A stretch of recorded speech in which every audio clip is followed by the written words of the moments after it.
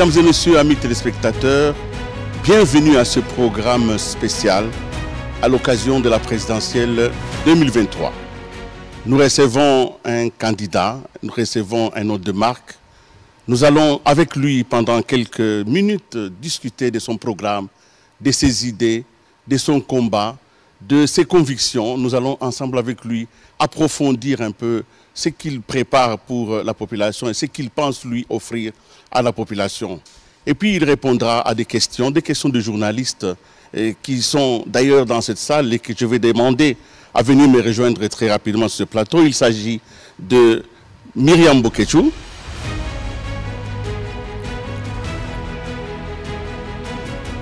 Merci de prendre place. De Jacques Moulouba.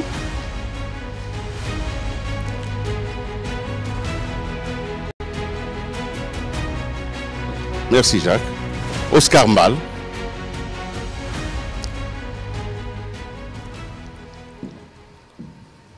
Merci.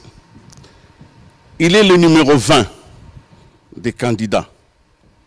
Il s'appelle Félix Antoine Tshisekedi Tshilombo. Il est dans cette salle et je voudrais l'inviter à venir participer à ce débat.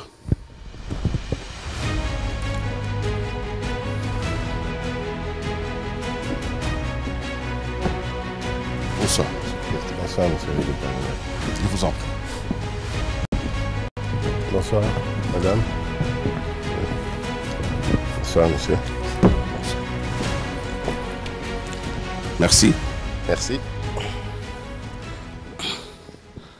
Merci d'avoir accepté de participer à l'alimentation de la démocratie en venant ainsi à ces débats. Mais avant que nous commencions ces débats, je voudrais vous demander si vous autorisez d'accepter quelques consignes qui vont nous permettre de passer un très très bon débat ensemble. Vous êtes le président de la République démocratique du Congo et à ce titre, toute la nation vous doit révérence. Mais ce soir, vous êtes le candidat numéro 20 et à ce titre aussi, nous devons vous traiter comme on traite tous les candidats. Bien sûr. Acceptez donc que ce soir, vous soyez appelé Monsieur Félix Antoine Tshisekedi Tshilombo, mais aussi le président. Ça dépend. Donc si l'un d'entre nous vous appelle par Monsieur Félix Antoine Tshilombo, il ne faut pas vous en offusquer. C'est de la démocratie. Je ne me suis jamais offusqué. Merci. Aujourd'hui, votre nom, Félix Antoine Tshisekedi, va porter la fonction. Ainsi, ça c'est la première des consignes. La seconde, nous avons 90 minutes. C'est le maximum qu'on nous a donné pour pouvoir épouser tous les sujets. Et parce que nous avons beaucoup de questions, nous allons essayer de raccourcir les réponses. Plus vous répondrez moins, plus nous aurons beaucoup de questions, plus la plage des réponses va être profitable pour nos téléspectateurs. Très bien. Nous allons donc entamer ce débat, et surtout que vous avez accepté de venir. Il ne nous a pas échappé que vous êtes venu participer à ce débat, alors que vous aurez pu, comme je le disais, dire, bon, écoutez, je m'en passe. Bon, écoutez, je suis en fonction, je m'en passe. Mais vous avez accepté de venir, et venir ici pour respecter sans doute peut-être le CESAC. Première question, qu'est-ce qui s'est passé pour que vous veniez? Pourquoi vous avez accepté d'arriver ici ce soir, alors que d'autres n'ont pas voulu venir? Ben parce que je dirais... permettez-moi d'abord de saluer Je vous en prie. le parterre de journalistes qui est là et vous remercier pour l'honneur et l'occasion que vous m'accordez de m'exprimer, de parler au peuple congolais à travers la RTNC. Et donc je suis, comme vous le savez, issu d'une génération qui s'est battue pour la démocratie dans ce pays. Et je suis héritier justement de ces grands combattants de la liberté et de la démocratie qu'ont été les Etienne Tshisekedi, les Kibasa Maliba, les Ngalula Pandangila, Makanda Mpinga, paix à leurs âmes, et j'en passe. Et donc j'ai toujours eu cela comme philosophie politique. Le respect de l'adversaire, mais surtout le respect de notre peuple. parce que c'est lui le souverain primaire, c'est lui qui détermine qui il veut voir à sa tête. Et c'est pour ça que je pense que lorsqu'on veut solliciter les suffrages de ses compatriotes, on doit se présenter à eux et leur dire ce que on entend faire de leur destin dans la période qui nous est donnée, celle de 5 ans de mandat. C'est une bonne chose pour nous les médias parce que nous avons là de la matière et nous avons des interlocuteurs valables. J'imagine. Alors nous allons donc entamer cet échange. Nous voulons que vous soyez les plus à l'aise possible parce qu'il s'agit de la vie de notre nation et il s'agit donc des questions fondamentales qui touchent la survie de notre nation et de notre peuple. Alors vous venez de passer 5 ans au pouvoir. C'est quand même une grâce sur les 100 millions d'habitants. Vous êtes celui qui a quand même une des plus grandes expériences aussi, entre autres. Mais qu'est-ce qui vous a motivé? Quel est le fondement de votre démarche actuelle? Qu'est-ce qui s'est passé en vous pour que vous pensiez que vous allez demander à notre peuple de vous accorder un autre mandat? La motivation de votre ambition actuelle, quels sont ses fondements? Tout simplement les acquis. J'estime que nous sommes partis de quelque part en 2018 et qu'aujourd'hui, en 2023, nous sommes arrivés quelque part. Et je pense que, en toute modestie, nous avons fait des progrès. Nous avons permis à notre pays de faire des progrès. Bien entendu, tout n'a pas été résolu. Beaucoup reste à faire. Mais nous avons engagé le pays sur le bon rail. Et je me suis dit, tant qu'à faire, il vaut mieux continuer. Et pas seulement moi, mais lorsque je regarde la confiance que m'ont renouvelé mes partenaires politiques, je parle d'abord d'eux, parce que c'est avec eux qu'on a constitué cette union sacrée qui, aujourd'hui, est le fer de lance de ma mandature. Je me suis dit, puisque ce ne sont pas n'importe qui, ce sont des leaders d'opinion, des leaders de partis politiques, et lorsqu'ils m'ont renouvelé leur confiance, ça veut dire que je suis dans le bon. Et donc, je peux solliciter à nouveau les suffrages de mes compatriotes. Alors, vous arrivez donc nonobstant d'accord. Le bilan, hein, donc je ne parle pas encore du bilan. Non, d'ailleurs, si vous commencez à parler du bilan, vous allez un tout petit peu tricher parce que cette émission, c'est sur le programme. Le peuple veut savoir ce que vous lui offrez pour les 5 ans qui arrivent. Si vous évoquez le bilan, nous pouvons l'évoquer. Mais notre focus ce soir, c'est d'abord vos idées, votre programme. Et d'ailleurs, c'est ma question. Quelles sont les grandes lignes de votre programme pour les 5 ans à venir, si jamais le peuple vous renouvelle sa confiance? Il se résume en 6 engagements. Le premier, c'est plus d'emplois. Le second, c'est plus de pouvoir d'achat. Le troisième, c'est plus de sécurité à nos compatriotes. Le quatrième, c'est davantage de diversification de notre économie. Le cinquième, c'est davantage d'accès aux services de base. Et enfin, le sixième, c'est le renforcement de l'autorité de l'État par une administration qui est modernisée, et bien organisée, bien structurée. Merci. Nous allons passer à un premier jeu de questions. Nous allons demander, parce que vous avez dit effectivement que vous voulez le pouvoir d'achat, vous voulez les changements des conditions des citoyens, mais il faut bien qu'il y ait la sécurité, qu'il y ait la justice, qu'il y ait la paix. Alors, Jacques Moulouba, vous prenez la parole pour cette séquence. Merci beaucoup, Monsieur le Président. Depuis plusieurs décennies, la République démocratique du Congo, votre pays, est en proie à une instabilité.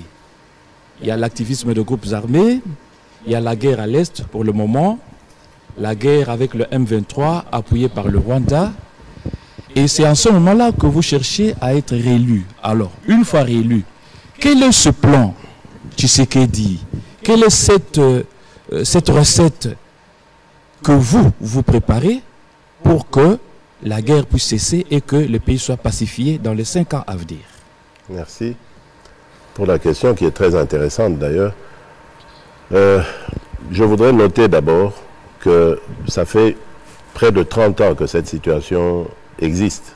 Elle n'a pas commencé avec l'avènement de Félix Tshisekedi. Lorsque je suis arrivé aux affaires, j'ai trouvé cette situation et je me suis dit, je vais aller voir mes voisins, surtout ceux qui posent problème.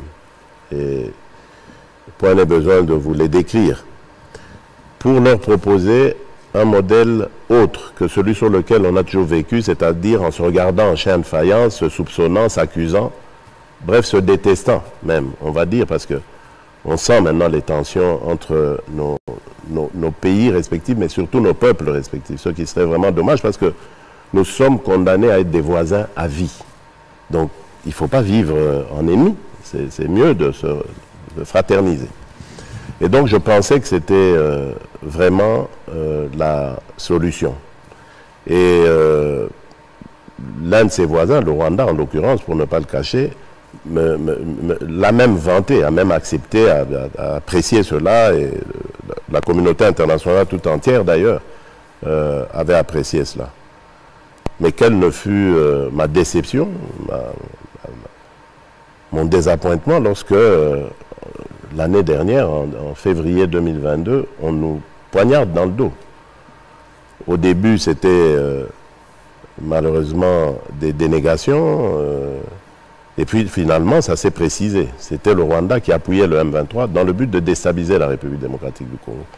Et ça m'a fait réfléchir sur les raisons, parce que je ne comprenais pas. J'avais proposé de très très bonnes choses. D'ailleurs, rappelez-vous, je ne sais plus, c'était en 2021, après l'éruption du Nyiragongo, du volcan de Nyiragongo, j'avais été remercier le président Kagame à Gisenyi pour avoir accepté de prendre nos compatriotes qui étaient sinistrés, qui fouillaient le volcan. Et lui, à son tour, il m'a rendu la politesse en venant à Goma où on a signé un mémorandum d'entente sur un partenariat dans l'or. C'était vraiment un début qu'on espérait fructueux, avec d'autres expériences. Malheureusement, ce qui est arrivé a fait que nous avons dû renoncer à cela parce que nous avons découvert qu'en réalité, le Rwanda développait des activités illégales dans notre pays, dans le but d'enrichir son économie et de paraître aux yeux du monde comme un pays qui est le modèle de bonne gouvernance, etc., alors qu'il vivait de produits du pillage de nos ressources. Et le tout sur la vie de nos concitoyens. C'est ça qui est inacceptable. On ne peut pas vouloir donner la mort pour avoir la vie. Non, ça n'a pas de sens. C'est là que je découvre tout cela. Et je me dis, la solution à ces problèmes, et je réponds maintenant à votre question, elle consistera en deux volets. Le premier, c'est le renforcement de nos capacités de défense et de sécurité. Le second, c'est la diplomatie.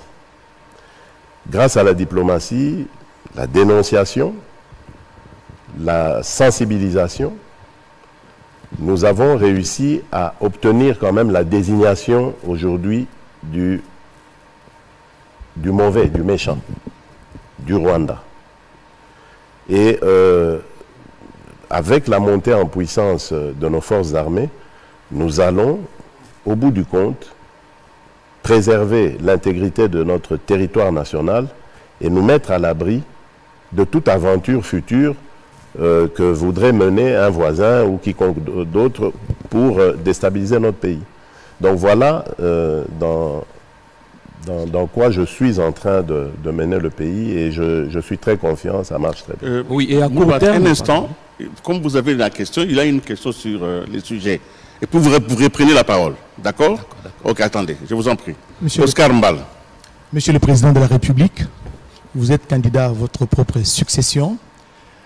Justement par rapport à la situation, l'insécurité dans l'Est du pays, qui est devenu pratiquement les ventres mous de la RDC.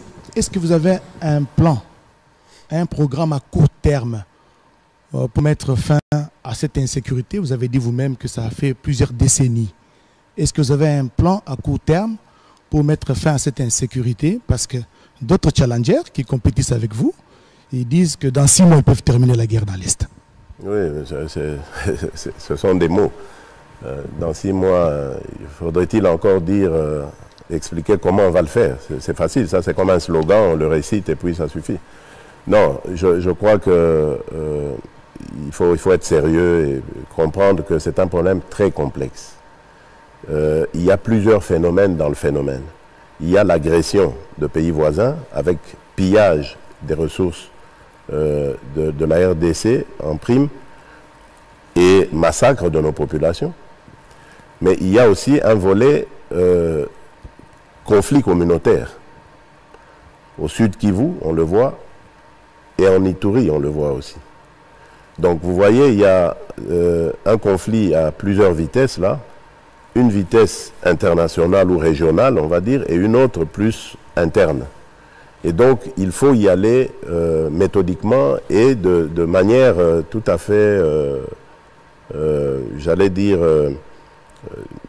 différente, avec des approches différentes. Donc voilà, c'est ça. Nous sommes en train de le faire. Vous avez vu qu'en Ituri, aujourd'hui, c'est vrai qu'il y a encore l'existence de ces groupes armés, Codeco, Zaïre et tout ça, mais il y a moins de conflits intercommunautaires. Nous continuons les efforts de renforcement des capacités de nos forces de défense et de sécurité, parce que c'est comme ça qu'on va maintenir l'ordre. Mais également, j'ai parlé dans mon programme de renforcement de l'autorité de l'État, parce que si vous regardez bien dans ces contrées, souvent, il n'y a pas d'autorité de l'État. Donc c'est cela qui va nous amener à maintenir l'ordre et le vivre ensemble.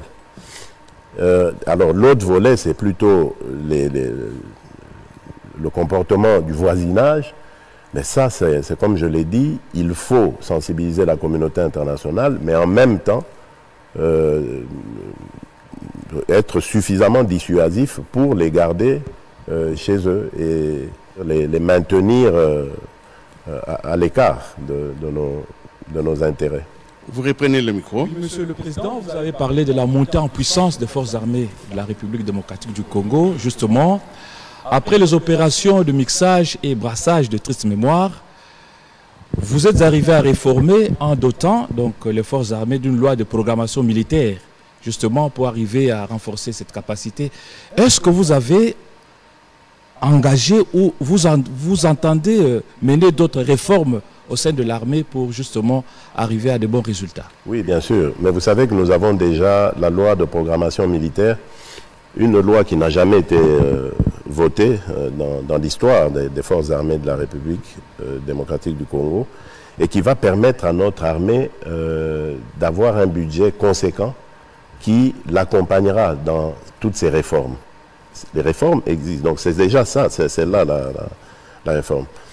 Et puis l'autre, ce sont les équipements que nous sommes en train d'apporter, la modernisation de notre armée par des formations de top niveau. Et aussi, l'autre but, c'est d'extirper tous les mauvais éléments. Vous avez parlé de brassage, mixage et tout ça. Effectivement, je crois que l'une des raisons de l'affaiblissement de notre armée ont été ces opérations. Ces opérations ont amené des gens qui n'avaient rien à voir avec le service militaire, qui n'avaient rien à voir avec leur présence dans l'armée, et ils ont eu des comportements totalement inappropriés pour j'allais dire des gardiens de la paix, des gardiens de la sécurité. Et cela a jeté un discrédit sur notre armée, mais également a amené une désorganisation de nos troupes, parce que tout le monde allait un peu dans son sens. On n'avait pas une formation uniforme, une vision unique et dans un même objectif. Et donc tout cela est à revoir. Malheureusement, au moment où nous avions commencé cela, c'est là que les Rwandais choisissent de nous attaquer. Donc nous avons dû freiner cette évolution vers les réformes et privilégier plutôt le renforcement de nos capacités, avec évidemment le risque d'avoir des trahisons, comme ça a été le cas ou des faiblesses, parce que, disons-le clairement, il y a parfois des missions. Donc, nos soldats, il leur arrive des fois de décrocher sur le champ de bataille. Nous allons boucler ce chapitre avec Myriam sur une question. Vous avez une question sur ça? Oui, Monsieur le Président, j'ai une question, celle de savoir aujourd'hui, après le refus de la RDC de renouveler leur mandat, les militaires de la force régionale, l'EAC ont commencé à se retirer. Et après ce retrait, une force qui était censée attaquer, qui malheureusement s'est montrée coopérative avec le M23, c'est une déception pour vous? Si c'est une... C'est une déception pour vous, parce que cette force devrait normalement attaquer les M23. Bien sûr, c'est une déception, parce que la force de l'Afrique de l'Est n'a pas du tout respecté le cahier de charge. On a eu Nairobi, puis ensuite Luanda, qui a précisé le cahier de charge. Après le cessez-le-feu, il y avait pré-cantonnement, d'abord à Rumangabo, où on allait procéder au désarmement de ces terroristes du M23, pour ensuite les transporter à Kindu, à partir d'où ils allaient maintenant intégrer le processus de DDRCS. Malheureusement, ils n'ont pas exécuté cela, alors que dans le cahier de charge, on parlait clairement de la contrainte au cas où les terroristes du M23 n'obtempéraient pas. Et au lieu de cela, les forces, les contingents de la force de l'Afrique de l'Est se sont contentés de cohabiter avec ces gens dans les localités qu'ils avaient occupées, et sans du tout aucune répression vis-à-vis. Donc comme si la vie était normale et qu'ils traitaient avec une armée régulière. Alors que les Burundais, qui faisaient aussi partie de cette force, eux, avaient un comportement totalement différent. Chaque fois qu'ils les trouvaient dans une localité, ils les délogeaient, ils en arrêtaient si c'était possible, et ils les livraient à la justice. Donc, vous voyez qu'il y avait un comportement dichotomique dans cette force de l'Afrique de l'Est qui nous a poussé finalement à dire clairement à ces pays frères de nous laisser tranquilles avec nos problèmes, puisqu'ils ne savaient pas les résoudre. Alors, ils devaient nous laisser les résoudre tout seuls. Est-ce qu'on peut dire que les comportements des forces de l'EAC à l'est du pays a remis en cause notre adhésion à l'EAC? Est-ce que vous regrettez d'avoir amené les pays dans cette zone-là? Merci beaucoup d'ailleurs de poser cette question. Je continue de le dire. Je ne regrette pas du tout, parce que je n'ai pas fait cette adhésion, je n'ai pas souhaité cette adhésion à l'EAC pour faire la guerre ou pour avoir le soutien de ces pays voisins pour faire la guerre. Non, c'était surtout pour des raisons économiques.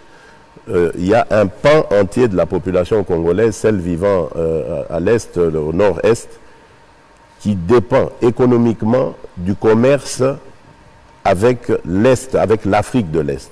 Et les importations dans cette grande partie de l'Est de la République démocratique du Congo se font via les ports de Dar es Salaam et de Mombasa, entre autres. Et donc, quoi de plus normal que d'avoir les mêmes avantages que les pays de l'EAC? Parce que nos opérateurs économiques étaient désavantagés. Imaginez un peu l'opérateur économique qui bénéficie des avantages douaniers et qui vit à Gisenyi. Gisenyi qui est à un jet de pierre de Goma. Mais lorsqu'il met ses produits en vente, le même produit vendu à Gisenyi a un meilleur marché que celui de l'opérateur économique congolais qui le vend à Goma. Et donc, puisque c'est la porte à côté, mais tout le monde serait appelé à aller à Gisenyi pour se ravitailler. Et ça ruine le commerce du Congolais. Donc c'est par ça, mais plus que ça aussi. Hein, donc l'intégration régionale, c'est quelque chose de toujours favorable pour le développement. Imaginez si on a des infrastructures qui peuvent nous permettre d'aller et venir, d'échanger des expériences dans le domaine de l'éducation, de la recherche. Aujourd'hui, on parle du numérique dans la téléphonie mobile. On peut avoir une même zone. Il y a plein de choses qu'on peut faire dans une organisation régionale qui, moi, m'avait attiré parce que je trouvais que c'était très intéressant. On a des pays performants comme le Kenya, qui a une économie florissante, de la Tanzanie, etc. Des gens qui pouvaient nous donner ces expériences. Et voilà. Donc, il y avait plein de choses qu'on pouvait faire et qu'on peut toujours faire. Je ne regrette pas. Et malheureusement, bon, la conjoncture a fait que, bon, il y a des dirigeants qui sont là, qui ne comprennent pas les choses comme nous les comprenons. Bon, c'est une conjoncture, ça passera et un jour on vivra la vraie paix. Un autre aspect de vos questions? Oui, justement, M. Félix Tshisekedi, au moment où vous sollicitez le suffrage du peuple congolais, la cohésion nationale est mise en mal avec des conflits intercommunautaires. Je vais vous citer quelques exemples. En Ituri, ce sont les Ema qui, de temps en temps, ne s'entendent pas avec les Lendou. Et si vous allez au Tanganyika, ce sont les Pygmées et les Bantous qui s'entre-déchirent de temps en temps. Au Maïndombe, au Kwango et au Kwilu, ce sont les Teke contre les Yaka. À Chopo, les Ngolo contre les Lengola. Au Olomami, récemment, à Kasumbale, ou à Malemakulu plutôt, ce sont les Katangais avec les Luba. Ça vous met dans quel état d'esprit, vous qui sollicitez le suffrage du peuple congolais? Ça m'attriste, bien entendu, mais ce n'est pas nouveau. C'est pas nouveau. Rappelez-vous, avant les élections de 2018, il y a eu dans le Maïndombe déjà encore des tueries là-bas, hein, entre Nounou et Tende. Donc, et le conflit que dont vous parlez plutôt entre Pygmées et Bantous dans le Katanga, dans le Tanganyika, ça existait. Ça a toujours existé. Rappelez-vous du pogrom des Kasaïens en 1992 au Katanga. Donc ça ne date pas d'aujourd'hui. Mais moi, je le regrette fortement parce que je suis d'abord et avant tout congolais. Et je me sens partout au Congo chez moi. Je me sens chez moi partout au Congo. Et je suis triste de voir qu'il y a des gens ici au Congo qui réfléchissent en termes de chez soi et qui regardent le Congolais d'une autre tribu, d'une autre province comme étant un étranger dans son propre pays. Ça n'a pas de sens. C'est d'ailleurs anticonstitutionnel. Ça n'a pas de sens. Et quelle est votre potion magique justement? La répression.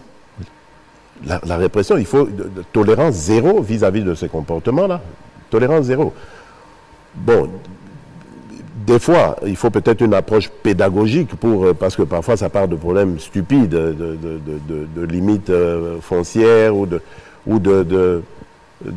querelles de voisinage, des choses comme ça. Mais lorsque ça devient, comme c'est le cas à certains endroits, quelque chose de méthodiquement étudié, fignolé, pour arriver à ce résultat, là c'est tolérance zéro, il faut sévir. Mais si ces événements sont instrumentalisés par des politiques, c'est instrumentalisé justement à certains endroits. Quand vous dites tolérance zéro, vous pensez aussi aux politiques. On ne le voit jamais traduit en justice pour avoir incité des populations à la haine tribale. Mais il faut que ça commence. Vous savez, la justice, c'est ça le problème. Vous pensez toujours... J'ai jamais compris ce phénomène. Depuis que je suis à la tête du pays, j'ai jamais compris ça. On pense que la justice, c'est moi. C'est pas moi qui fais la justice. C'est pas vrai. C'est vrai, on m'appelle magistrat suprême. Ce n'est pas un euphémisme. Hein? Non, mais c'est un titre honorifique. J'ai jamais... Vous pouvez gracier des gens aussi. Hein? Vous avez le pouvoir de gracier. C'est honorifique. Même de faire arrêter aussi, vous pouvez. J'ai jamais dirigé un procès, sanctionné au cours d'un procès. C'est pas mon rôle. Il y a des spécialistes pour ça.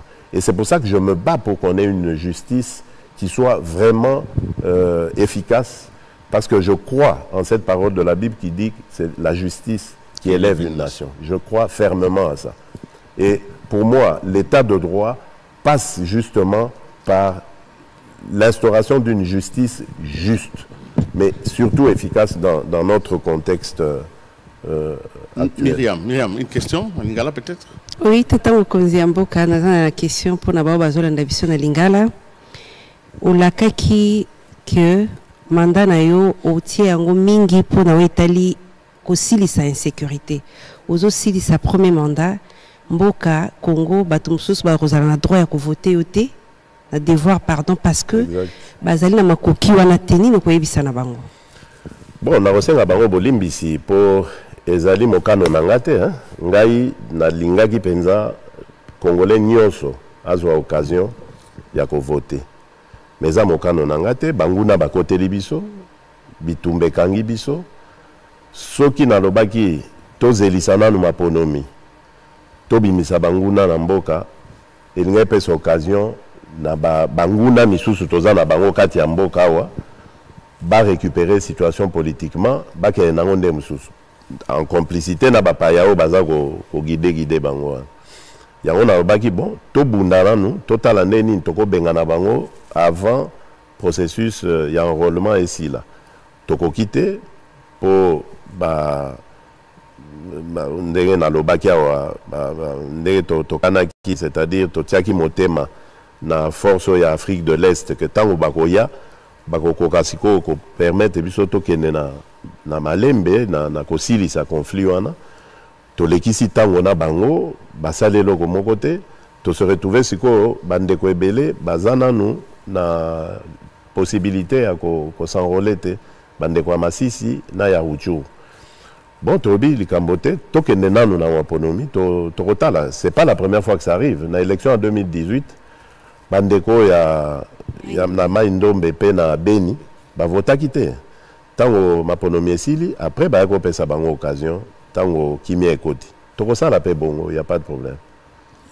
Ce n'est pas trop tard. Il nous faut une bonne économie pour une bonne politique. Vous aurez donc besoin des moyens pour que votre programme aille de l'avant. Bien sûr. Alors, pour que ces moyens arrivent, il faut que l'économie fonctionne. Je voudrais donc demander à mon confrère de droite d'entamer la partie économie, climat des affaires et tout ce qui va avec les questions d'argent. Monsieur le Président de la République, candidat numéro 20 à l'élection du 20 décembre 2023, la RDC figure dans le top 10 des meilleures économies africaines, avec un taux de croissance de 8,6, un des meilleurs taux de l'Afrique subsaharienne. Mais les Congolais lambda s'inquiètent du fait que ce taux de croissance, cette progression enregistrée sur le plan économique, n'a pas d'incidence sur les paniers de la ménagère. Que comptez-vous faire une fois réélu à la tête de ce pays? Bon, il y a beaucoup de choses à faire, c'est vrai. Vous avez oublié de parler aussi du PIB qui est passé de 40 et quelques milliards à 75 milliards. Bien sûr, le grand défi, ça reste celui-là, celui de matérialiser cela dans le panier de la ménagère. Nous avons des problèmes de pouvoir d'achat, vous avez vu avec cette dépréciation de la monnaie. Nous avons tenté beaucoup de choses. J'ai moi-même dirigé deux grandes réunions de conjoncture avec les autorités monétaires. On a donné des instructions, mais évidemment, cela prend du temps. Et ne vous trompez pas parce que nous sommes dans un contexte où l'État a dû mobiliser beaucoup d'argent pour le processus électoral, beaucoup d'argent pour renforcer les capacités de notre armée.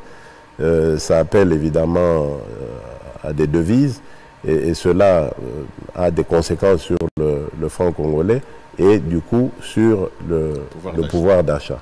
Donc nous sommes conscients de tout ça, mais comme je l'ai dit, c'est une conjoncture. Qu'on nous fasse confiance, nous avons commencé à démontrer par les chiffres que vous donnez vous-même que nous avons une économie qui a été résiliente parce que le monde entier a subi de plein fouet la crise du Covid, mais aussi la crise de la guerre de l'Ukraine, etc. Et notre économie a su s'en sortir, à côté de beaucoup de pays africains qui ont aussi connu des dépréciations plus graves que la nôtre. Nous avons connu 37% de dépréciation monétaire, mais chez les autres, c'est arrivé à 50, 60%. Des économies beaucoup plus fortes que la nôtre en Afrique. Hein, je pense au Ghana, je pense à la Zambie, à l'Angola, ici à côté, qui ont eu beaucoup de problèmes. Donc, je crois qu'effectivement, nous devons continuer les efforts, continuer à stabiliser le cadre macroéconomique, continuer nos efforts. Ça finira par prendre. Nous passerons cette période difficile et le sourire reviendra. Monsieur le Président, évidemment, Oscar vient de le dire, il y a eu augmentation de la richesse nationale. Et une hypothèse, je ne sais pas, vous allez la démentir ou la confirmer, voudrait que effectivement l'argent entre dans les caisses de l'État, mais l'argent est systématiquement détourné et que vous aurez eu quand même des collaborateurs qui sont passés maîtres en détournement. On parle des millions et ça a donné même le tournis. Hein, ça donne des tournis. Arrêtez de vous en prendre. On parle des millions chaque jour. Vous savez, au Congo, plutôt, oui, j'allais dire, tout le monde est voleur. Ça, j'ai déjà remarqué. La première injure qu'on adresse à un politique, c'est Moïbi. Oh, ah, Moïbi. Sans preuve, mais on dit quand même Moïbi.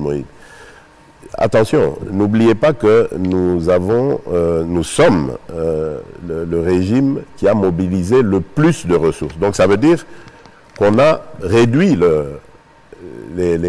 comment vous appelez ça encore, les détournements. Les détournements des ressources. Oui, parce que si on arrive à un budget de 16 milliards, on mobilise davantage de recettes. Parce que la production a augmenté aussi un peu. Hein, ouais, il n'y a pas que le vol. Hein. Oui, mais tout est à notre avantage, tout est à notre... voilà, donc c'est pour vous dire qu'on a travaillé quand même à juguler cela. L'IGF, à qui j'ai donné un pouvoir régalien, a fait un travail énorme, un travail très appréciable. Pourquoi est-ce que vous ne le mentionnez pas? Ça n'existait pas avant. L'IGF existait, certes, mais elle était une coquille vide. Aujourd'hui, grâce à son inspecteur général, Jules Alinguete, on a avancé, on a réussi à juguler beaucoup de mes gestions. Mais évidemment, je crois qu'il y a encore beaucoup de travail à faire. Et il y a des solutions, d'autres solutions dans lesquelles on est en train d'aller, le numérique, hein, avec la dématérialisation de l'économie. Je crois qu'elle nous aidera beaucoup. Il y aura moins d'argent qui sortira des mallettes et tout ça. Voilà, dans des mallettes, dans le truc, parce que, voilà. Et puis, rentrer tout le commerce informel, là, quand on va le remettre dans le secteur formel, je crois que tout ça va contribuer à davantage lever les fonds. Tout ce que je demande, c'est qu'on me fasse confiance, parce que la détermination est là et le sens d'orientation est là. Nous savons ce que nous voulons. Nous l'avons déjà commencé. Simplement, on n'a pas eu assez de temps pour vraiment le faire éclore. Vous savez, on a eu un mandat très difficile. 2 ans pendant lesquels on a tergiversé dans cette alliance, cette coalition FCC-CACH qui nous faisait tourner en rond. On allait de conflit en conflit, de discussion en discussion sans jamais en sortir. Puis finalement, quand je réussis à renverser cette majorité, à l'obtenir pour moi tout seul, on tombe dans les conséquences du Covid qui nous amènent, en tout cas jusqu'à 2021, l'avènement du gouvernement Sama Lukonde, avril 2021. C'est là qu'on a commencé à faire du travail. Mais jugez-nous à partir de là et regardez les résultats. Moi, j'ai toujours dit au Premier ministre, qui est un homme très brillant, mais tellement modeste que, pour moi, c'est le Premier ministre, le meilleur Premier ministre de l'histoire de la République que nous avons eu. Regardez ce que ce gouvernement a pondu en peu de temps. Mais évidemment, à partir du moment où les gens disent « Tozo liate », ça, c'est le mot-clé. C'est ça qu'il faut qu'on réussisse. Mais c'est justement ça l'objectif de toute politique. Bien sûr. C'est d'arriver quand même à donner à manger à la population. La solution, c'est dans la diversification de notre économie. Aujourd'hui, nous sommes une économie d'importation, alors que nous avons des capacités de production ici en interne. C'est ça que nous sommes en train de faire avec l'agenda de transformation agricole. Nous sommes dans des politiques, mais ce n'est pas du jour au lendemain que ça va se faire. Les infrastructures de routes, comme les routes de desserte agricole, ce n'est pas du jour au lendemain qu'on les construit. Donc c'est du temps que ça prend. Mais l'essentiel, c'est d'y avoir pensé, de l'avoir conçu et de l'implémenter, ce que nous sommes en train de faire. Donc il y aura des résultats forcément reluisants, mais il faut nous refaire confiance. Ça passe par là. Oscar. Et je pense que nous méritons cette confiance parce que nous avons déjà commencé à... Nous sommes en train d'en parler. Oscar, une question? Oui, M. Félix-Antoine Tshisekedi Tshilombo, j'ai suivi les 6 piliers de votre programme, n'est-ce pas, des campagnes. parmi les... De mes engagements. Oui, les 6 engagements justement. Bien sûr, oui, c'est des piliers. Oui, parmi ces engagements, vous avez parlé de la diversification de l'économie. Ouais. Et par où allez-vous commencer? C'est la première question. Par où allez-vous commencer s'il faut diversifier l'économie congolaise? Et les Congolais voudraient savoir, ça c'est la deuxième question, si dans le cadre de votre programme, il est prévu la réduction du train de vie des institutions. Parce que, vous le savez, ces institutions sont aujourd'hui taxées des budgétivores et même sujettes à des dépassements budgétaires. Bien sûr. Je vais commencer par l'agro-business. L'agriculture est un domaine dans lequel on peut créer des millions d'emplois directs et indirects. Par la production elle-même, mais ensuite par la transformation. On peut faire énormément de choses. Et les idées sont là. Nous avons le programme d'industrialisation qui consiste à créer des zones industrielles desquelles vont émerger des milliers de petites industries qui vont générer beaucoup d'emplois et de richesses. Donc je crois que la diversification économique, elle va passer par là. J'ai parlé de la transformation dans l'agriculture, mais aussi dans les mines. Vous savez, j'ai mené ce combat lorsque j'ai été en Chine. J'ai rencontré nos partenaires chinois et je leur ai dit, écoutez, je ne suis pas content de ce que nous faisons. Et j'avais le rapport de l'IGF qui disait, depuis que ce partenariat existe, la Chine a engrangé 10 milliards, nous on n'en a engrangé même pas un. Donc on est à 900 et quelques millions. Je dis c'est injuste, ce n'est pas du tout équitable, nous devons revoir cela. J'ai été très heureux de rencontrer vraiment des oreilles attentives et une disponibilité de la part de nos camarades chinois qui ont compris cela et qui nous l'ont reproché quelque part en disant mais nous sommes des partenaires, nous faisons notre part, c'était à vous de faire la vôtre. Vous ne l'avez pas faite. Maintenant que nous avons un interlocuteur qui parle de ça, tant mieux. Nous sommes là pour vous aider. Moi j'ai dit, vous nous accompagnez dans l'industrialisation de notre pays parce que je veux que nos minerais désormais, que notre pays désormais ne serve pas que de terre d'extraction pour qu'on aille vendre nos minerais ailleurs, mais aussi de terre de transformation. On va extraire, on va transformer. Évidemment, on a des défis, notamment énergétiques, infrastructurels, j'ai parlé des routes ici et tout ça. Donc il faut qu'on dote nos localités, bref notre pays, de capacités énergétiques qui puissent nous permettre d'implanter des industries de transformation. C'est ça le défi, qui a un peu commencé avec le programme de développement des 145 territoires, mais qui est appelé à se renforcer parce qu'il n'y a pas que les 145 territoires qui vont apporter eau et énergie et électricité, mais il y a aussi d'autres partenariats avec les Chinois, par exemple, le barrage de Boussanga. Enfin, il y a d'autres partenariats. Donc voilà. En ce qui concerne et le numérique aussi, générateur de beaucoup d'emplois, de richesses, de mobilisation de recettes, etc. Ça, c'est aussi un domaine. Et aujourd'hui, nous sommes le premier gouvernement à l'avoir fait, à avoir un ministère du numérique, une agence nationale du numérique. Nous sommes parés aujourd'hui pour attaquer ce phénomène. Et dans les mois à venir, les années à venir, nous créerons des millions d'emplois grâce à ça. Donc vous voyez que l'avenir est plutôt rose et non pas sombre. Parmi les attentes des grands investisseurs dans le monde, il y a cette carence en énergie. On dit que le Congo est un très grand pays, une très bonne destination, mais il n'y a pas d'énergie. Votre gouvernement, vous-même, vous aviez lancé le projet du Grand Inga.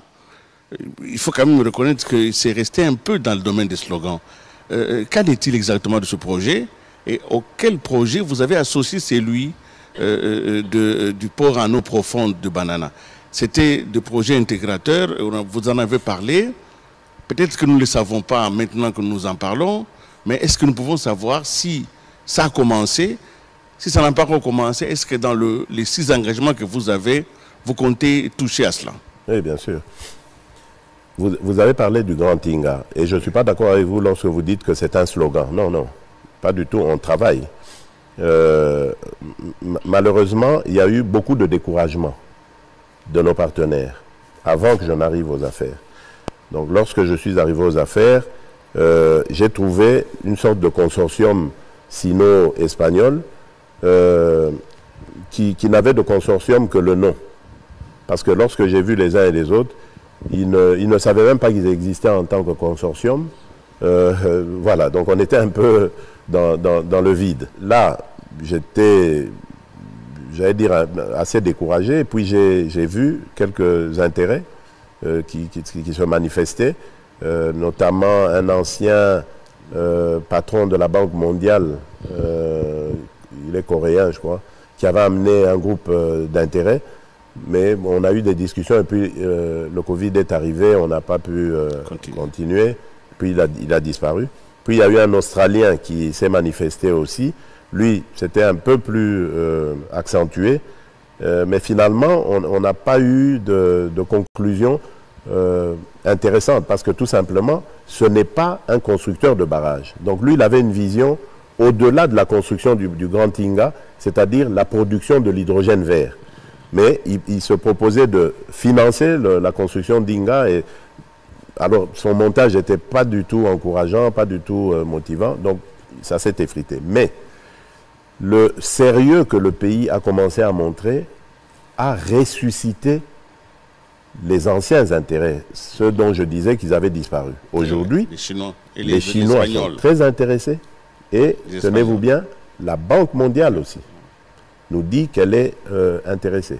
Donc les discussions se font pour voir quel montage nous allons faire, mais c'est un intérêt particulier. Et à chacun de ces interlocuteurs, je leur dis, attention, j'aimerais aussi qu'il y ait des intérêts africains. Je pense là à l'Afrique du Sud, par exemple, au Kenya aussi, je crois qu'il y avait manifesté ce genre d'intérêt, et peut-être à d'autres États. Mais je voudrais qu'on réserve aussi une place à l'Afrique, parce que le Grand Tinga va desservir l'Afrique. Toute l'Afrique, oui. Voilà. Absolument. Donc, mais le port en eau profonde.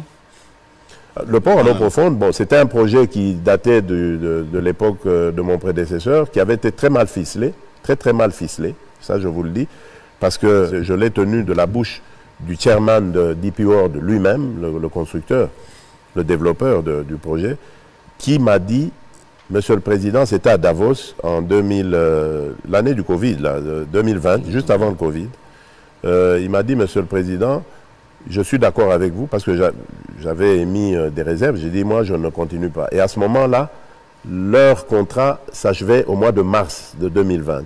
Et je leur ai dit, écoutez, ou on s'entend maintenant, ou bien moi je laisse filer le temps, on est en janvier, mars c'est dans 2 mois, et vous perdez tout.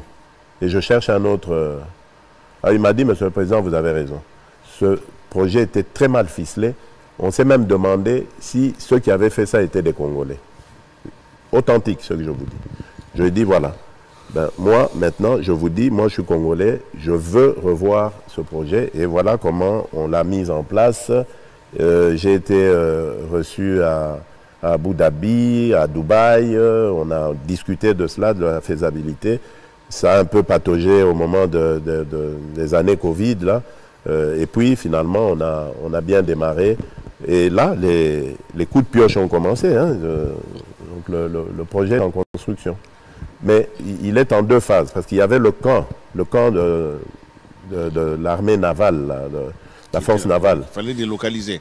Oui, il fallait le délocaliser. Moi, j'avais demandé qu'on commence d'abord à délocaliser et reloger nos forces navales avant de commencer le grand... Parce qu'il ne fallait pas les mettre à la rue et puis que l'État se retrouve encore en train de devoir... Donc, on va remettre le camp à cet endroit. On les déloge d'abord pour refaire le camp, parce que le camp va rester là.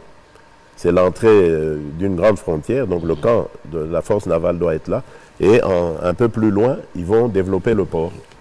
Et c'est sur la bonne voie, il n'y a aucun problème. Oscar Mbal. Monsieur le Président, à vous entendre parler, j'ai l'impression qu'il y a un énorme souci avec les climats des affaires en République démocratique du Congo, des contrats mal négociés. Je voudrais savoir quelles sont les réformes phares que vous préconisez une fois reconduit à la tête du pays à l'issue de ces élections, si jamais vous êtes réélu. Quelles sont ces réformes phares que vous comptez faire pour assainir justement le climat des affaires en RDC et favoriser les investissements étrangers? Mais déjà, il y a quelque chose d'inédit que j'ai fait depuis que je suis là, c'est de créer une cellule climat des affaires qui est annexée à la présidence. Et ces braves gens, ces braves jeunes gens sont en pointe de l'évolution du climat des affaires, du suivi de l'évolution. Et vous avez d'ailleurs vu, je crois que vous étiez au courant de cet événement aussi inédit qu'on a organisé sur le baromètre du climat des affaires, qui consistait à réunir tout le parterre économique de la République démocratique du Congo, donc le public et le privé, pour analyser ensemble l'état de la situation et donner une évaluation à l'évolution de la situation du climat des affaires. Et c'est ce que je tiens à accentuer, évidemment, parce que cette cellule, c'est vraiment un vrai baromètre qui est à mes côtés, un vrai miroir qui me permet de lire à travers le travail qu'elle fait, l'avancée ou la situation du climat des affaires en République démocratique du Congo. Et elle est très bien outillée et elle me donne de bonnes orientations pour ce faire. Donc je compte simplement continuer à lui faire confiance et à travailler de pair, parce que vous savez que c'est une affaire de collaboration, le climat des affaires. Nous devons travailler de pair avec le public et le privé. J'ai toujours dit que nous ne devons jamais considérer le privé, c'est ça l'erreur qui a toujours été commise par l'administration publique ici chez nous, c'est de considérer les opérateurs privés comme des vaches à lait qu'il fallait presser à tout point de vue pour s'enrichir. Et du coup, eux, ils ont un réflexe de défense, ils utilisent soit la corruption pour échapper ou la fraude pour ne pas être taxés. Donc, il faut d'abord travailler à ramener la confiance et à rassurer tout le monde et à avancer pour que tout le monde comprenne que nous avons un seul et même intérêt, c'est la République démocratique du Congo et son développement. Plus ce pays se développera, mieux ça vaudra pour les affaires, les opérateurs économiques. Et c'est mon souhait. Monsieur le Président, il y a un de vos prédécesseurs qui disait à l'époque qu'il n'est pas facile d'être le Zaïre. À l'époque, c'était le maréchal Mobutu parce qu'il avait conscience. Je le constate aussi. Ah, oui, oui. Il avait découvert que diriger ce pays, c'était une équation à plusieurs degrés, à plusieurs inconnus. Vous y êtes et nous n'allons pas vous demander de tout nous dire aujourd'hui. Secret d'État peut-être oblige, mais ça nous amène à la diplomatie. Ça nous amène à notre place en tant que nation dans ce monde où il y a tout des convoitises, où le Congo est perçu toujours sous un regard. Alors, je vous poserai la question plus tard, mais je voudrais demander à notre consoeur Myriam de poser des questions sur la diplomatie, mais quand même de le faire en lingala, parce que le lingala reste une langue dans laquelle nous pouvons aussi critiquer les étrangers. Hein? Vous pouvez poser la question en lingala, ce sera entre nous. Pardonnez-moi, madame. Je vous en prie. Vous ne croyez pas si bien dire. Vous savez, j'ai lu quelque part, je ne sais plus où, que la République démocratique du Congo faisait partie des 5 pays les plus difficiles à diriger au monde. Les 5 pays les plus difficiles à diriger. Pourquoi? Et vous saviez qui était avec nous? Non. Qui est avec... les autres pays? Oui. C'est l'Afghanistan, oui. l'Irak. Voilà. Non, mais quand même... C'est pour vous dire que... C'est pas facile. Pour vous dire que nous sommes vraiment en train d'accomplir des actes héroïques, là. Myriam, je vous en prie. Madame, pardonnez-moi. Je vous en prie, monsieur Tshisekedi. Tolingi koyeba erozi bokonzisika olobi na kokende libanda pona koluka ba partenaire pona ko vendre image ya RDC jadis terni et puis pona ko zongisa RDC na concert des nations ba écoute que non diplomatie agissante. Est-ce que lelo ba voyage nyonso sali bisika nyonso koti pona ko beta en faveur ya RDC et boti mbuma Ce qui est beauté, est-ce que ce qui population est confié le sous prochain mandat, ou que procéder na ndengi wana après prestation de serment na yo, to banda komona yo zuba pe police so tamboli mukili mobimba? Non, après prestation de serment, on retient plus accent na mboka parce que tu vends ici déjà Makambo, ça ne sert plus à rien. Il y a Kobima. D'ailleurs, au Moni, sur Botali bien, dernier mois, on a mis sous mingité parce que les alagis sous pendant na importance ndenge zagi na ngote. Ba oyo balobi o baloba likambo voyage ezande kozanga koyeba. C'est normal, baza aux affaires te ngam na cabine ya pilotage, ngam na yebi. Makamuni ne le kanamboka pourquoi il faut nabima. Et nakogoloba déjà que kobima o nabima wana nde sauva Congo na ba crise oyo bomoni to traverser oyo ya ba Covid na ba Ukraine. Pourquoi Congo a résisté? Grâce aussi na soutien à ba partenaire na biso. Mais ekokako ça le maté so inabima ité. Parce que Congo image to zaka ko pesa. Ezaki ya mboka moko ya batu baza conscienté. Mais vous imaginez pays mobimba tozan na voisin azozwa or, azozwa coltan, azozwa 3T, ba minerai ezo te kama makasi na libanda. Pe azokendo se présenter kuna keza ya yebandimie alors que ba yebi bien que uta na Congo. Mais vous imaginez niveau bazaro zo biso. Donc bazo qui bateau vraiment inconscient dit tant qu'à faire tous on a biso bino ba Rwanda boya ranango parce que bateau na ba comprendre rien. Donc il fallait qu'on change paradigme wana. Ko la ki sabango que non. Congo eza pe na bana nango baza bana ya Congo ba lingi Congo pe ba lingi ko sala de sorte que Congo est tombouama. Ba comprendre le message wana. Mais pour ça il fallait qu'on luka batou parce que c'est ça la communauté internationale. La diplomatie c'est ça. Malheureusement diplomatie ezali ba contact ba ko saote mama.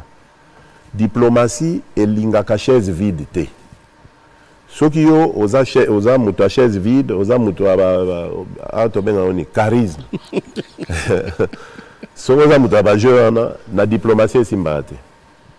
Diplomatie, il faut qu'on solo là.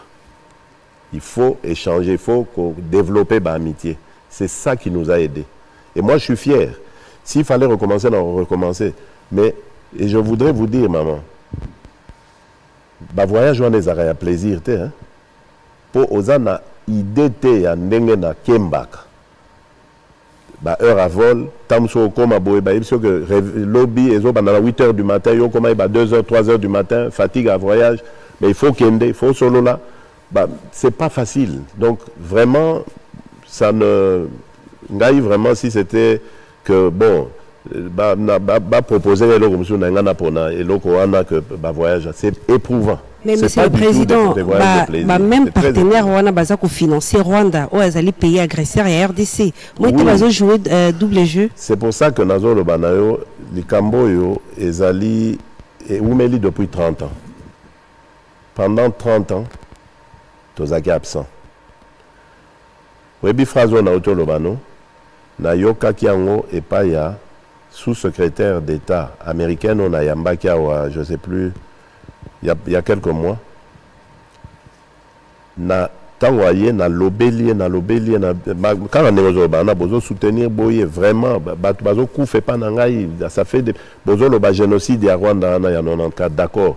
Mais chez moi, ça fait près de 10 millions. Qui en parle? Bino tout, boza complice. Donc, na moni penza, maman, ningani, aebi singa bi, Monsieur le Président, c'est normal. Pendant 30 ans, nous n'avions pas d'interlocuteur dans votre pays. Ça l'analyse à phrase, on va comprendre ce que ça veut dire. Voilà. Moulouba, Jacques Moulouba, on passe à un autre thème. Vous avez la recherche scientifique et les capitales humaines. C'est vous qui avez ce thème-là. Merci beaucoup. Je crois, Olivier, vous allez me laisser un peu de temps, puisque ici, nous parlons maintenant du social. Posez vos questions. Monsieur le Président, nous allons parler de l'enseignement, l'éducation, la gratuité de l'enseignement. Et laissez-moi évoquer quelques chiffres, puisque la gratuité, elle est opérationnelle elle est palpable, même s'il y a d'autres qui n'y croient pas. Mais avant que vous... Il y a encore des gens qui n'y croient pas. Oh, tout à fait. Avant que vous ne preniez le pouvoir, il y avait 14 319 437 élèves. Ça, c'est avant 2019. Quand vous avez instauré la gratuité, aujourd'hui, on est à 20 441 415 élèves. Une augmentation de 6 121 000, donc près de 7 millions, et un taux de 43%. Bazon Dimaté, il y en a qui ne croient pas. Mais la question, c'est pas celle-là. La question, c'est que... Les chiffres sont là. Oui, malgré ces chiffres-là, mais ça n'a pas été accompagné par les infrastructures scolaires devant abriter ces élèves-là. Ouais. Donc, il y a un hiatus entre le nombre d'élèves qui sont pris en charge et les conditions de leur accueil ou de leur hébergement dans les écoles. Alors, une fois réélu, vous allez changer de paradigme puisque ça ne marche pas en termes d'infrastructure. Vous allez laisser. Ça, c'est vraiment un faux procès. Ça. Selon vous, qu'est-ce qui est le plus important? D'apprendre à nos enfants l'ABCD de la vie, ou bien de les mettre d'abord, de construire d'abord des écoles et puis ensuite venir leur apprendre ça? Non. Moi, je crois que dès la première occasion, parce que là, on parle d'enfants, hein, parce que les gens ne comprennent pas, hein, ce sont des enfants qui sont normaux, comme tous les autres enfants, mais qui n'ont pas droit d'accéder à l'école. Ils voient leurs petits camarades partir à l'école. Eux restent à la maison parce que papa n'a pas d'argent, maman n'a pas d'argent pour qu'ils fassent comme les autres. Vous vous imaginez la frustration d'un tel enfant qui va grandir analphabète, inculte, et vous pensez qu'un tel enfant, il va devenir... C'est quoi son avenir? Mais il s'en prendra à la société. C'est comme ça qu'on a les Koulouna, les Chégué et tout ça. Parce qu'à un moment donné, l'État était absent. Donc moi, je pense qu'il faut d'abord privilégier l'éducation. C'est vrai que nous sommes victimes du succès de cette mesure, parce qu'aujourd'hui, on a des classes de 100 élèves et tout ça. Ça va, d'accord. Mais au moins, c'est 100 élèves qui vont entendre A, B, C, D, 1 plus 2, 1 plus ceci, voilà. Ils vont apprendre quelque chose.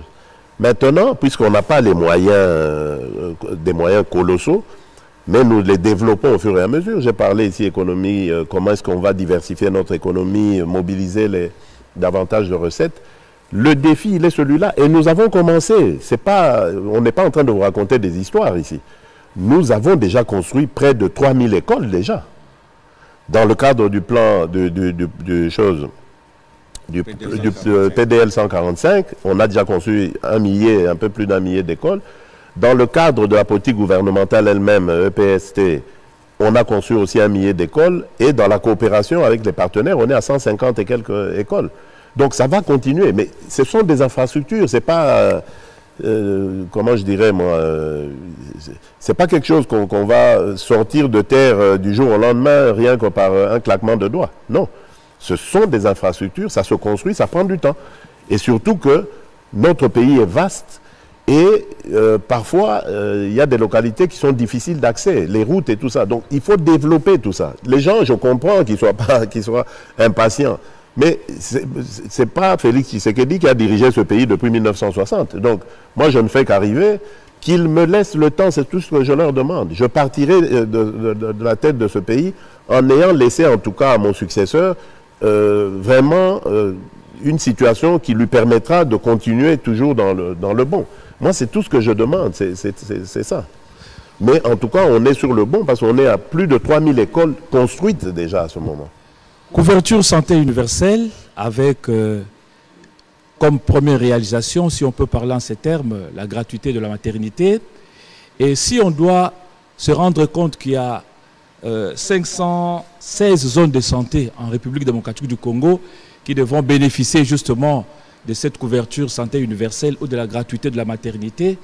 Et si on doit se rendre compte qu'à Kinshasa, on a besoin de 200 millions de dollars pour réussir la gratuité de la maternité, Est-ce qu'on aura les financements, Monsieur le Président, pour arriver à couvrir les 516 zones de santé?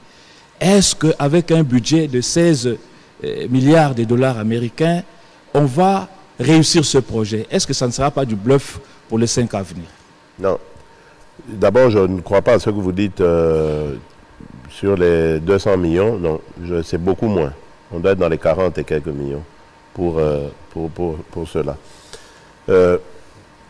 Mais nous sommes la République démocratique du Congo, pays potentiellement riche. Et nous venons de parler ici des fuites de capitaux, etc. Donc, en retenant ces capitaux, en faisant un bon usage, une bonne gestion des affaires de l'État, on peut mobiliser ces fonds. Il ne faut pas toujours se mettre dans la peau de pauvres gens. Non, moi c'est ça que je refuse. Le Congo n'est pas pauvre. Les Congolais ne sont pas pauvres. Moi je refuse ça. Nous sommes un grand pays et nous allons le démontrer. Nous allons capter cet argent, nous allons le mettre au service de la nation, du peuple congolais, pour le bonheur du peuple congolais. Et c'est le défi que je vous lance. Qu'on me donne simplement ce deuxième mandat et vous verrez, non seulement on va maintenir cette politique d'accouchement gratuit parce qu'on a visé cette couche de notre population, parce que c'est là qu'il y a le plus grand taux de mortalité, chez les mamans et chez les nouveau-nés. C'est eux qu'on a voulu privilégier. Mais non seulement on va faire cela pour toutes les mamans et tous les nouveau-nés de la République, mais on passera à d'autres. On va développer la couverture santé universelle. C'est possible. Dites-le vous, c'est possible parce que nous sommes la République démocratique du Congo. Attendons voir, Monsieur le Président. Bien sûr. L'article 48 de la Constitution parle de l'accès à l'eau potable et en électricité, l'accès gratuit, mais on n'en est pas encore là. Mais en ce qui concerne l'eau, l'accès à l'eau potable, récemment, le DG de la Régie des eaux a avancé des chiffres. Depuis que vous avez pris le pouvoir, ça fait 11 millions de Congolais qui ont eu accès à l'eau potable. Mais malgré ces nombres-là, le taux est toujours inférieur à 40%. En ce qui concerne l'électricité, j'en arrive, Monsieur le Président. En ce qui concerne l'électricité, vous avez avancé les chiffres de 20%. Quand je suis venu, on était à moins de 10% de couverture, on est à... Des chiffres confirmés par l'ANSER. Mais aujourd'hui, laissez-moi vous dire qu'il y a une coalition, la coalition des organisations de la société civile pour le suivi des réformes et de l'action publique, qui dit que les chiffres avancés par l'ANSER ne reflètent pas la réalité sur le terrain. Au regard des chiffres avancés par la Banque mondiale, un taux de 20,8%, et vous avez parlé de 20%, à la COP27 c'était 14%, et cette coalition, elle parle de moins de 10%. Qui dit vrai? Lorsque moi je suis arrivé, je me contente, je n'avais aucun instrument de mesure, je me contente des spécialistes qui sont là, qui gèrent la question, qui m'ont dit, vous savez, le taux de couverture, Monsieur le Président, dans ce pays n'atteint même pas les 10%. J'ai dit, ah bon, c'est vrai ça? Ça, on est en 2019, je crois. J'ai dit, bon, on va batailler ferme pour le lancement Et d'ailleurs, à ce moment-là, j'ai lancé le programme Mwinda. C'était à ce moment-là. Au moment où je lance le programme Mwinda, j'ai pris de mes propres ressources de la présidence et j'ai donné l'exemple, montré l'exemple en mettant là-dedans. Et ensuite, j'ai formalisé la direction de l'ANSER et j'ai développé des partenariats aussi. Donc l'un dans l'autre, on est arrivé à peu près 20% de couverture.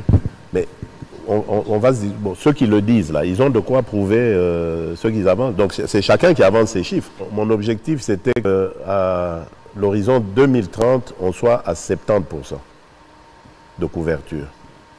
Et parce que, évidemment, j'ai demandé aux spécialistes qui m'ont dit, pour moi, si ça ne tenait qu'à moi, on serait à 100%.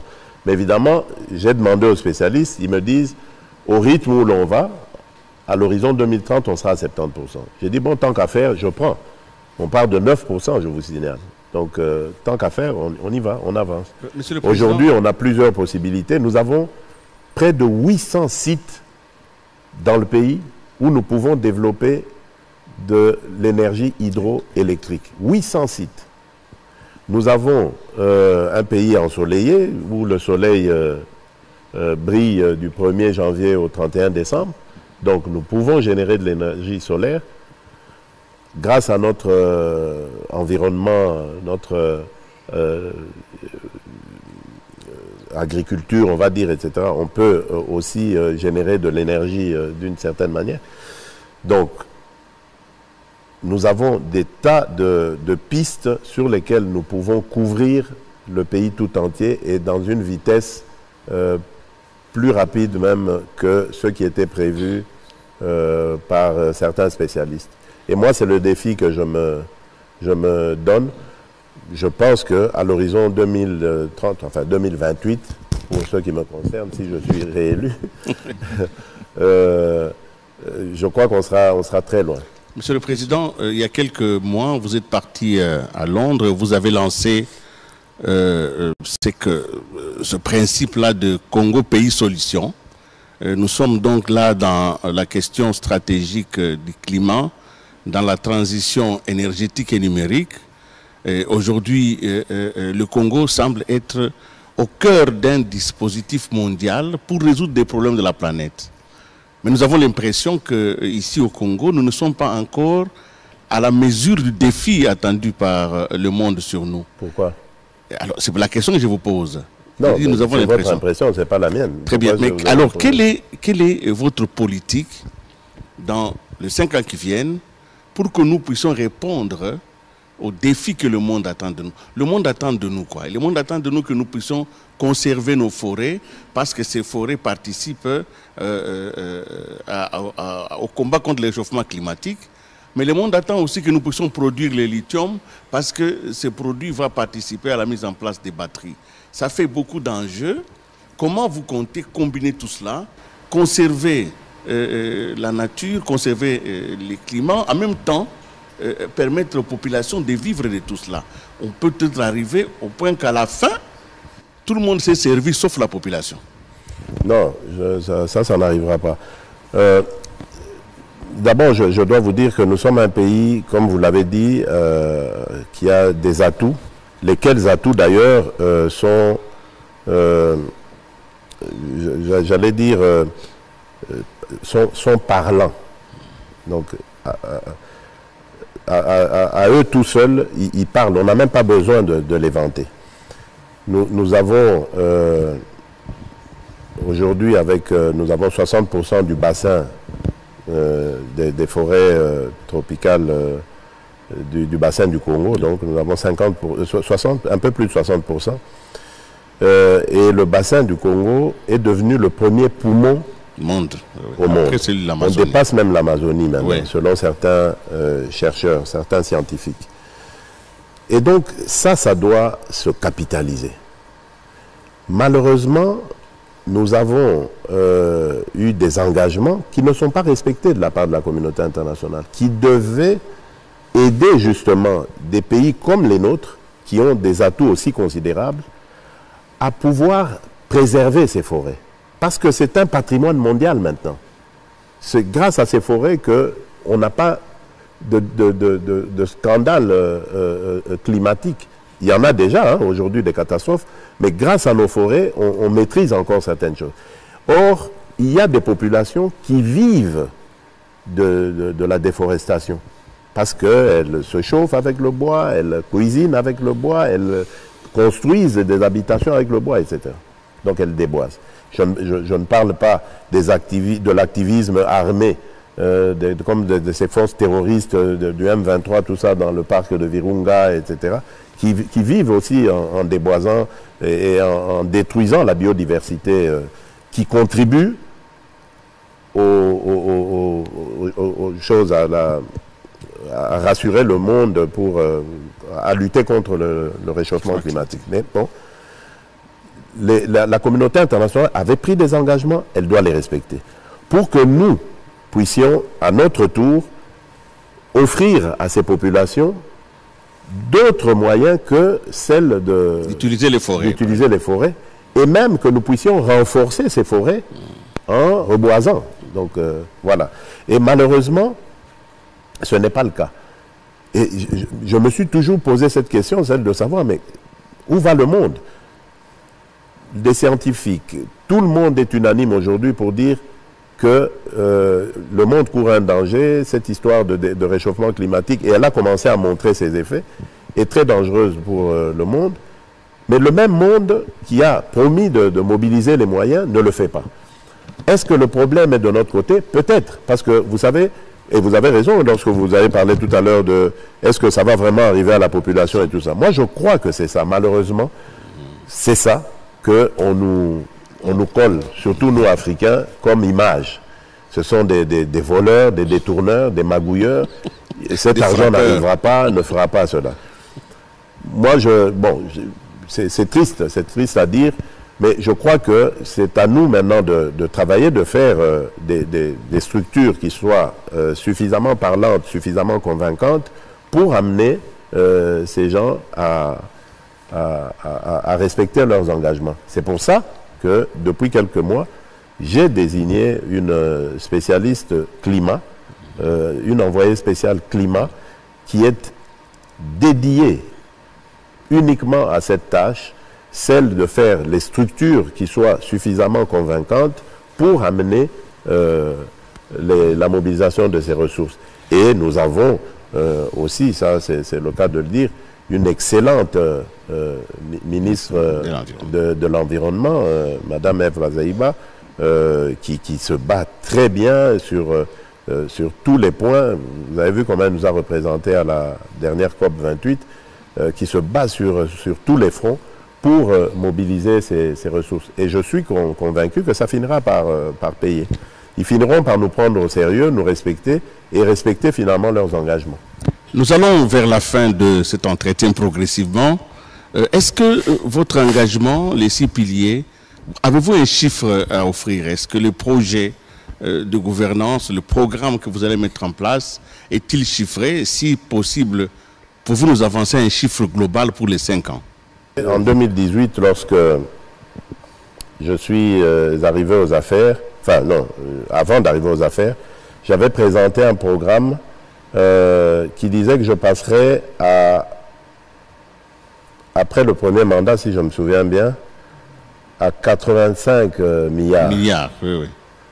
Si je me souviens bien.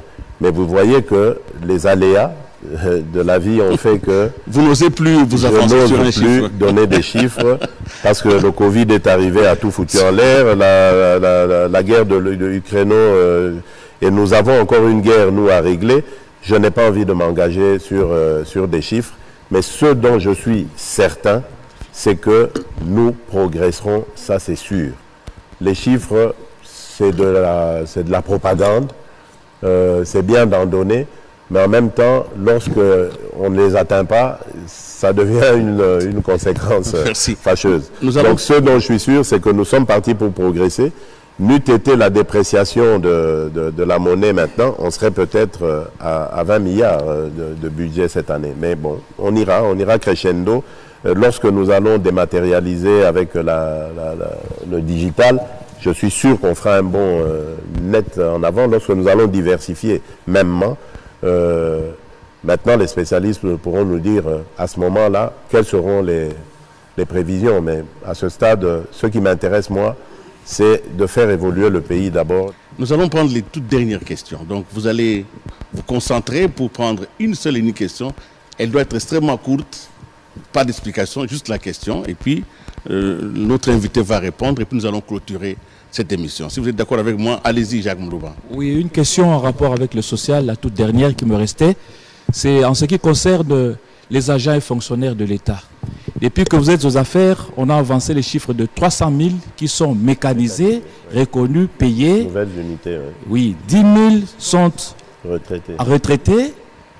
Mais malheureusement, Monsieur le Président, dans les 5 ans à venir... avec une retraite garantie. Hein. Oui, une retraite avec honneur, tout ça, avec paiement. Oui, ça c'est bon. Mais dans les 5 ans, qu'est-ce que vous comptez donner à ce fonctionnaire, puisque en termes de salaire, au terme plénier, au sens plénier du terme, ils n'ont pas un salaire, les agents fonctionnaires de l'État, c'est-à-dire calculé en termes d'allocation familiale, logement, soins de santé, ça n'existe pas. Alors, dans les 5 ans, ils vous écoutent, qu'est-ce que vous pouvez leur promettre? Vous savez, Très bien, c'est vraiment une très, très bonne question, M. Moulouba. Vous posez là vraiment une question fondamentale, qui n'appartient pas qu'au seul président de la République. Ce sont les fonctionnaires d'État qui accompagnent l'État à produire, à générer des ressources. Donc, c'est notre affaire à tous de se mettre au travail, générer ces ressources pour ensuite les répartir ou les redistribuer de manière à ce que tout le monde se retrouve. Et dans ce pays, on a été en panne de ce processus depuis de longues décennies. Donc nous devons refaire tout ce système. Mais on le refait avec des ressources, on le refait avec des moyens. Je ne peux pas commencer ici à donner des promesses creuses en disant oui, mais vous allez voir, réalisez-moi, ce sera fait dans la... Non. Parce qu'aujourd'hui, j'ai la réalité des choses. Il y a 5 ans, j'aurais peut-être répondu facilement à cette question en disant mais oui, vous allez voir, on va le faire. Comme j'entends des gens aussi aujourd'hui dire ils vont créer 5 millions d'emplois parmi mes concurrents, là, 5 millions d'emplois par an. Il y en a un qui dit il va finir la guerre en 6 mois, d'autres qui disent, enfin bon, bref. Budget de 300 oui, milliards. il y en a même qui arrivent à 300 milliards et tout ça. Bon, c'est leur problème. Quand ils seront en face de la réalité, j'espère qu'un jour ils y arriveront, ils vont déchanter. Je crois que il y a une chose que les Congolais doivent comprendre et qui est très importante. Le Congo ne se reconstruira pas par un seul homme, mais c'est par tous les Congolais. Mais suivant la vision d'un seul homme. Et cet homme, c'est le candidat numéro 20 qui parle et dit nous devons nous donner la main, mettre de côté toutes nos antivaleurs, les querelles tribales, la corruption, l'impunité, tout ça, nous donner la main pour l'amour du Congo et des Congolais. Et c'est comme ça que nous allons réussir à reconstruire notre Congo, à générer des ressources et à le faire avancer. Parce que si tout Congolais réfléchit en termes de bon, Ngapé Fonalia parce que je suis arrivé à cet endroit-là, mais on n'y arrivera jamais. Les fonctionnaires ne seront jamais contents parce que on parle de corruption aussi à ce niveau-là. Hein. Vous savez, on dit il y a la grande corruption et la petite corruption. La petite corruption, c'est celle qui est la plus nuisible et c'est celle qui se passe au niveau de l'administration. S'ils ne nous aident pas à juguler cela et à nous mettre au service du Congo et des Congolais, nous n'y arriverons pas. Et ce n'est pas la bonne volonté, la détermination du président Félix Tshisekedi qui résoudra le problème. Donc, on doit, les fonctionnaires, ce sont les juges, les magistrats, les fonctionnaires, ce sont les enseignants, les fonctionnaires, ce sont les médecins, les fonctionnaires, voilà, c'est tout ça, la fonction publique, c'est tout ce monde-là qui contribue à mobiliser les ressources pour que le pays aille de l'avant. Si on ne se met pas dans le bon sens des choses, on n'y arrivera pas. Oui, Monsieur le Président, vous êtes en train d'achever votre premier mandat. Pensez-vous que vous l'achevez en position délicate sur le plan de la justice parce que le fonctionnement de la justice aujourd'hui est en contradiction avec l'état des droits que vous prônez? Non, mais je ne suis pas d'accord avec vous, madame. La justice n'est pas... Si vous m'aviez posé cette question il y a peut-être un an, je vous aurais dit oui. Mais je crois qu'avec les dernières réformes, la justice a fait quand même un bond en avant. Et ça, je l'entends chez les magistrats eux-mêmes, qui me disent aujourd'hui, il y a la peur du gendarme. Vous savez qu'aujourd'hui, il y a la chambre, c'est une chambre de sanctions, on va dire, sur le comportement des magistrats eux-mêmes. Et depuis lors, d'ailleurs, on en a déjà condamné. Il y a des magistrats qui ont été condamnés. Aujourd'hui, il y a une certaine peur du gendarme au sein de la magistrature. C'est vrai que tout n'est pas résolu, c'est vrai, mais il y a une évolution constante. Et je profite de l'occasion pour féliciter le président du Conseil supérieur de la magistrature actuel qui a eu vraiment une vision conforme à la mienne et qui a fait les choses telles que je les voulais. Je sais maintenant que les habitudes s'étaient installées, les habitudes ont la dent dure, mais ça évoluera dans le bon sens. Merci. Dernière question. Monsieur le Président, j'ai l'honneur de vous poser la dernière question. Ouais. Justement, j'ai à suivre de près les différentes conférences de gouverneurs que vous avez eu à présider à travers le pays. Vous avez lancé une réflexion surtout sur les crises récurrentes entre les exécutifs provinciaux et les assemblées provinciales. Vous avez lancé la réflexion. Est-ce que vous pensez si les Congolais vous accordaient un second mandat, de changer certaines dispositions de la Constitution? Oui. Oui. Pas pour la limitation des mandats, hein, rassurez-vous. Rassurez-vous. Mais non, mais par rapport à la gestion de nos territoires, provinces et tout ça, je crois que oui. Moi, je suis pour un retour à l'ordre ancien, c'est-à-dire la nomination des gouverneurs. Ce sont des grands commis de l'État. Aujourd'hui, on dit que le gouverneur est le représentant du président de la République dans la province qu'il dirige. Mais si le président est déjà élu, pourquoi est-ce que le gouverneur doit être élu? Le président qui est élu, il a une vision, il doit désigner les grands commis de l'État qui vont accompagner sa vision. Et de préférence que ce soit des gens qui ne soient pas originaires des provinces qu'il dirige, comme c'était dans le bon vieux temps. Et cela a d'ailleurs permis de raffermir l'unité nationale. L'idée d'une nation, bien que ça avait été un peu politisé avec le impair parti-État et tout ça, mais au moins, on avait moins de problèmes qu'aujourd'hui. Regardez aujourd'hui ce qu'il y a. Lorsque vous allez dans une province donnée, pour désigner déjà le gouverneur, il y a des considérations tribales qui rentrent en compte. Le gouverneur est de telle tribu, donc le président de l'Assemblée provinciale, lui, doit être forcément d'une autre. On ne peut pas reprendre le même, etc. Quand vous allez dans les provinces elles-mêmes, dans les gouvernements, etc., là, maintenant, c'est le clanisme. C'est plus le tribalisme, c'est le clanisme qui ressort. Ah oui, mais on a eu des gens de Kabea Mwanga, maintenant, ça suffit, il faut pas... Voilà, ça devient insupportable, ça divise le pays, ça divise le peuple congolais, et moi, ça m'attriste. Je ne veux pas voir ça. Pour moi, il faut qu'on revienne à la méthode ancienne, en attendant, évidemment, qu'on acquiert une culture politique digne de gens qui peuvent comprendre que on doit se positionner au-delà de nos tribus, de nos origines. Nous sommes d'abord des Congolais avant tout. Et peu importe d'où nous venons, mais nous sommes d'abord des Congolais. Nous appartenons à la mère patrie qui est la République démocratique du Congo. Et c'est ça notre tronc commun. Et ce n'est pas nos tribus, c'est pas nos... Et ça va nous éviter beaucoup de choses. Donc moi, je suis pour la révision constitutionnelle, enfin certaines dispositions de la Constitution pour ce genre de choses. Monsieur le Président, nous arrivons à la fin de ce parcours. Hein. Nous avons atterri, maintenant nous allons atterrir. Avant que vous nous donniez votre message, parce que je voudrais préparer un message pour la population, pour que vous lui disiez, en regardant dans les yeux, pourquoi il devra voter pour vous. Et avant cela, laissez-moi vous poser une petite question qui m'a été suggérée par un des plus grands dramaturges de notre pays, M. Katendekach, qui m'a dit, M. Kalengai, et ça fait une année qu'il m'en parle, M. Kalengai, quand vous aurez l'occasion, moi je n'en aurai pas, de voir un des candidats présidents de la République, demandez-lui, dites-lui que quand il aura le pouvoir, qu'il élève le ministère de la Culture en vice-primature. Parce que le mal congolais réside dans le fait que notre culture n'est pas suffisamment promue. Nous avons toutes les solutions à toutes les crises dans la promotion de notre culture. Il me l'a dit et ça fait un bout de temps, j'ai l'occasion de vous transmettre sa suggestion. Je vous la transmets. Merci. Mais ne faites pas comme la transmettre. J'espère qu'un jour, vous me donnerez l'occasion de rencontrer cet éminent... Katendekach, oui, le plus grand dramaturge. Cet éminent dramaturge, oui. Pour que je discute de ça avec lui de vive voix.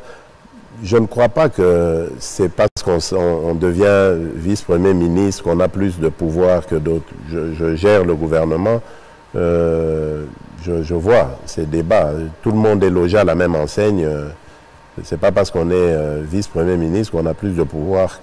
C'est pour élever cela, avoir beaucoup plus de moyens pour la culture. Oui, donc pour moi, je suis totalement d'accord avec lui.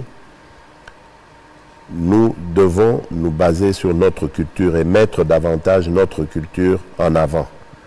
Mais il ne faut pas forcément avoir une vice-primature. Le ministère de la Culture peut rester là où il est.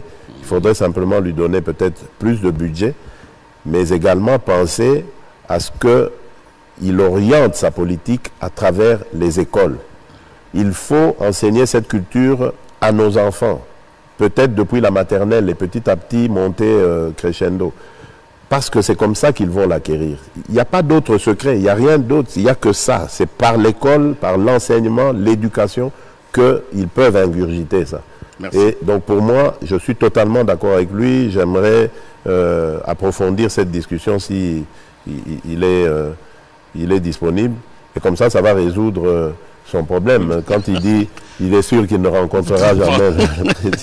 Alors, moi, je lui dis que c'est possible. Merci. Vous allez évidemment vous adresser directement en quelques secondes à la population qui nous a suivis ce soir. Si elle a tout oublié, qu'est-ce qu'elle ne doit pas oublier en ce qui vous concerne?